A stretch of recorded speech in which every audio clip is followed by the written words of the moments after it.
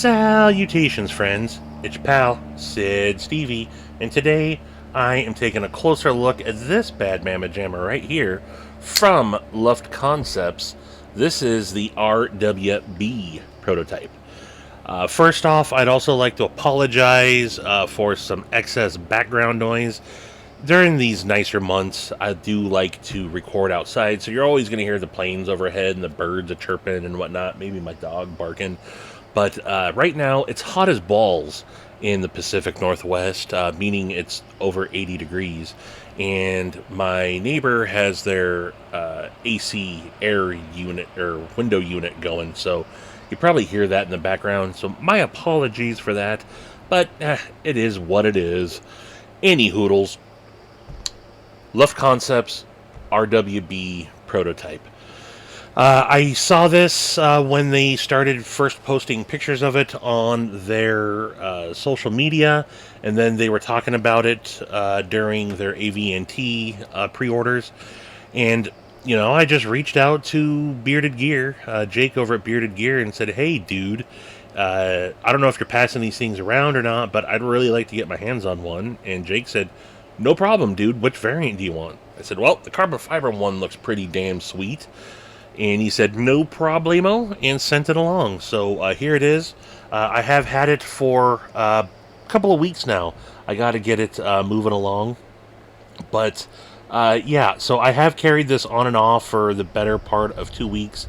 And I got to say, I'm pretty impressed with it. I really do like it. Overall length, I believe, is right around 8 inches. I don't have the actual specs. He didn't have those for me.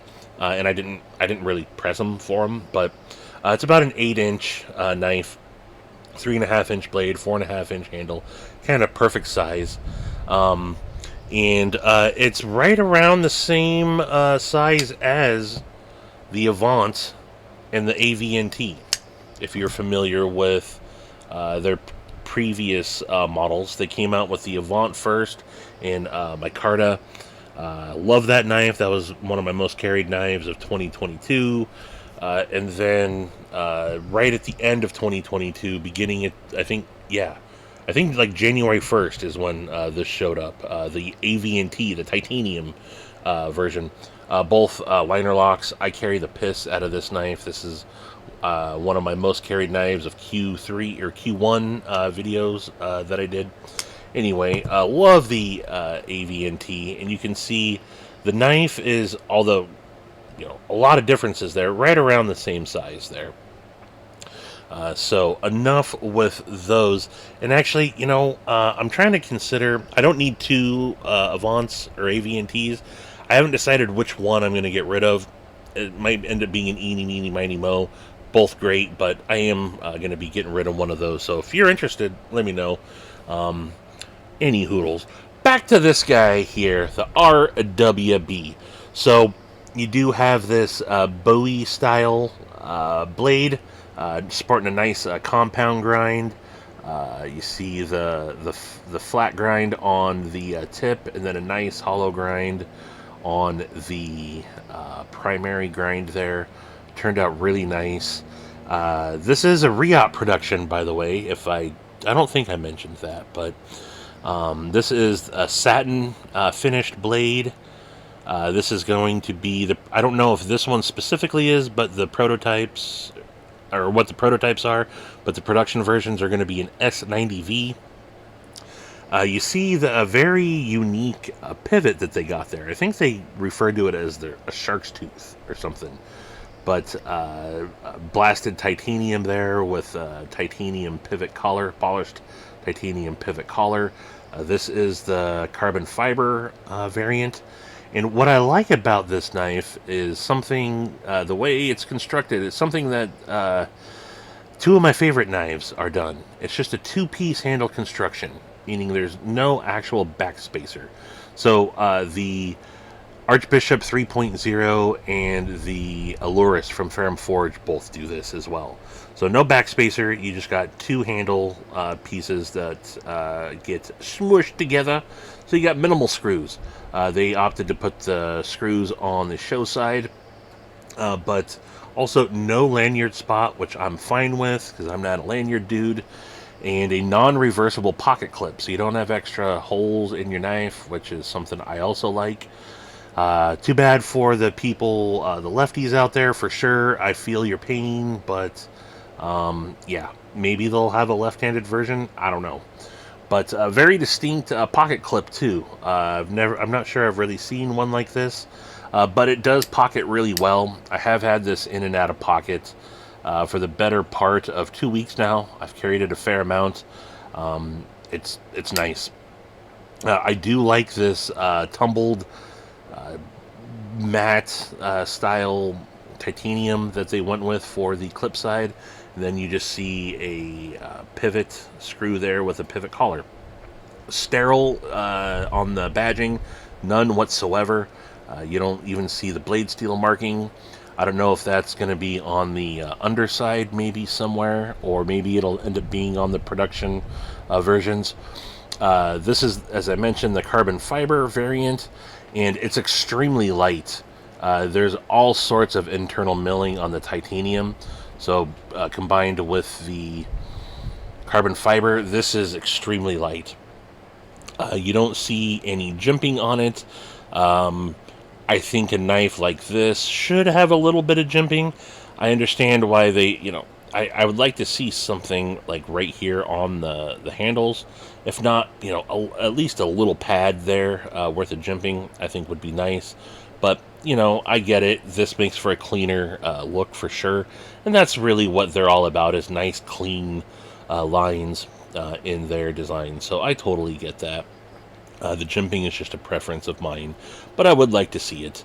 Everything on here is knocked down really well. Sometimes, even on prototypes, you get, these the apertures or the cutouts, the holes can be pretty sharp, and that's not the case with this. There's no rough spots on this whatsoever. This is a frame lock. The Avant and the AV&T are both liner locks, so this is their first frame lock. Writing on bearings. Lockup is solid. It does have a steel lock bar insert on there, and it did come completely centered, and it's lined up perfectly. It hasn't come off centered or developed any blade play whatsoever in the 2 weeks that I've had it. So I think the QC on the prototype is done really well. Action is good to go, easy access to the lock bar.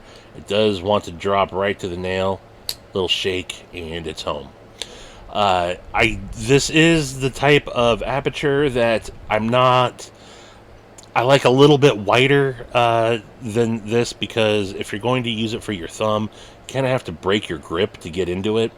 And I can kind of do it because I practice a lot, but something like the Avant, I don't have to break my grip at all. Oh, I just kind of messed it there, but I can fire it out with my thumb just fine, just like most Spydercos you can.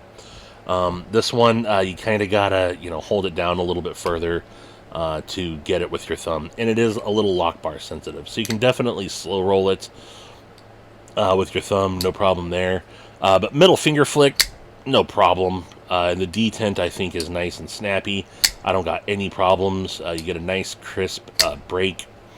No real wiggle to it. Although this is only something I started checking after, like the whole detent lash thing and all that. That's made up crap. Sorry, Lefty, and I think who else talks about it? I forget who else. It's a thing, I know, but who does this to their knives? Nobody does that to their knives. So stop it with the detent lash. I get it, but I think it's silly. But I don't have any problems with the detent, I should say. I think the detent is good to go. Only one method for deployment with the hole. I know you flipper delete guys probably love that. I don't know. I want some sort of a flipper with my knives. Or if it's going to be a slot or a hole only, it's got to be done really well. And I misfire with the thumb quite often, or I have to break my grip with the RWB. So that's a little of a that's a me thing. I don't know how you guys would be with that. I do have big old fat thumbs, so maybe it's easier for you folks. I don't know, but Other than that, I am digging it. This Bowie style blade, I think, looks really nice. Just the overall aesthetics. I did not talk about the ergos. Crap. Ergos are absolutely great. So I like the 4.5-inch handle. It's a nice big handle, fits in my hand great. And I wear double XL gloves. In the back grip, I got really good control over this knife. It does. You get a little bit of a swoop right there, so your thumb does land into the handle really well. And I don't feel that pocket clip whatsoever. I don't got a single hot spot. Everything down here is chamfered real nice. I don't feel anything in my hand. Really good. And then the way you see kind of going with that swoop, you get a little bit of a choil there, I guess, to choke up on. And that's where I think some jimping would come in handy. But ergos on this are money. I really do like the ergos on this, and I think it feels great. So this knife has a lot going for it, in my opinion. The only thing I think he said they're going to change is they're going to add a sharpening choil on there. So I don't know what that will do to the ergos, if anything. I don't, but that's a nice little addition. But he said other than that, everything else is going to be the same. Then I mentioned S90V on the blade steel, which I think is a great choice for them to do. These are both in M390. I'm glad seeing people doing more than M390 these days. No problems with M390, but it's played the fuck out. So give us some other stuff. S90V seems good, right? But any hoodles, they're going to have more versions of this when it goes to into production. They have shown some stuff on their, what is this thing called? Instagram. There's the brass version that's got like the black collar and the stonewash blade. I really like that. Not a brass fan, but I do like that color combo. That looks pretty cool. I would love to see this same combo in the carbon fiber with the stonewash blade and the black accents. I really like that. They got a all blacked out version. There you see the this one right there. And I don't know what else other variants they're going to have. He said that they're still deciding on that. But yeah, I think that the RWB is a home run for them. I should point out, maybe you guys have already picked up on it. Both Ryan Rimmer and Jake Bearded Gear, they've talked about how they're car guys, and so that's kind of where a lot of their design language comes from. I am not a car guy, so I guess an RWB is a Porsche of some sort. I don't know. So maybe you guys see some, design language that ties into that. It's lost on me. I don't get that punch on my man card when it comes to cars. I can appreciate a good-looking car, but it's just not something that I'm into. When people start talking to me about cars, I just am, yeah. Oh, man. Oh, cool. Oh, how many horsepower is that?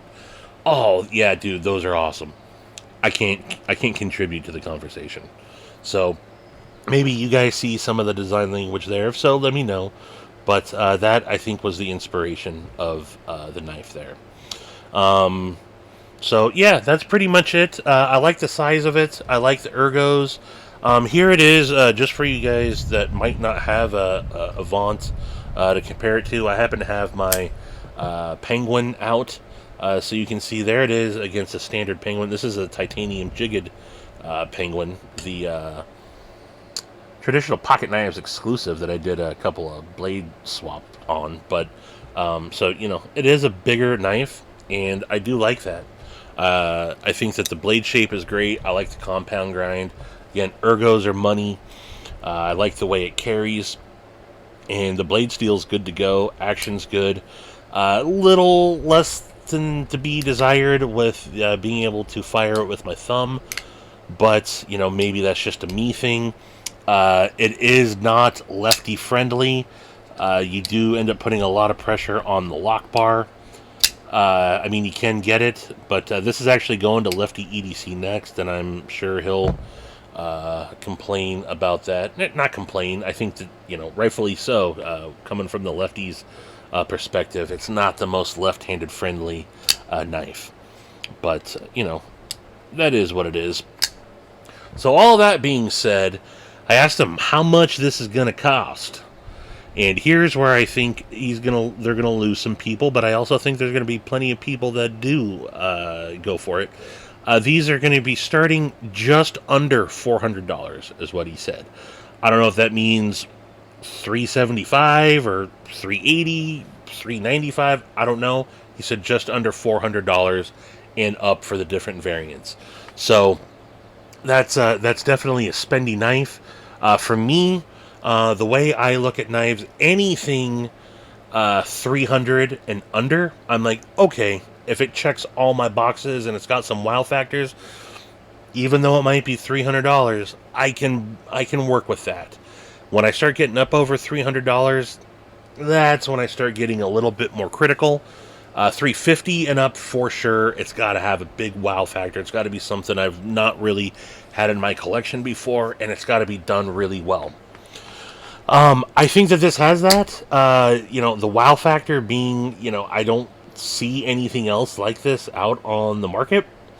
I think it's done extremely well. But for me, even if it is just under $300 or $400, this puts it into a category of maybe. A maybe. I have my definitely maybes, and then I have a maybe. So it's not a knock on this whatsoever.